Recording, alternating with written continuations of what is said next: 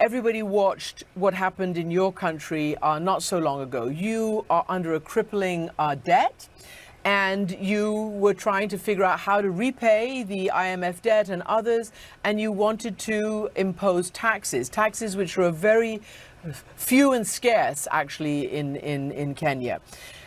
And it backfired. People came out onto the streets. You know, tried to restore order. There were many people in those protests who were killed.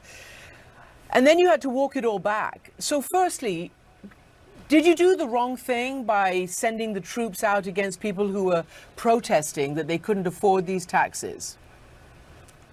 For your information, Kenya is a robustly democratic country, and protests are part of our democracy. The freedom of people to associate and to choose what to do.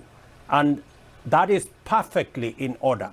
And restoring law and order is also the responsibility of law enforcement agencies. What was in Nairobi, apart from the protests, were criminal gangs that burned down parliament, burned down the Chief Justice office, burned down people's property. Those, like happens everywhere in the world, had to be managed by our security agencies.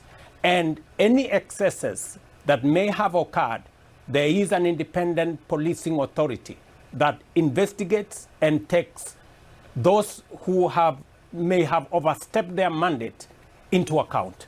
So what happened in Kenya is perfectly in order. We are trying to manage a situation. As you have said yourself, we have serious debt issues. We have a world that has serious climate conditions. We swung from a flood into a drought, and we have serious issues, and we're trying to manage and mobilize domestic resources, working with different actors.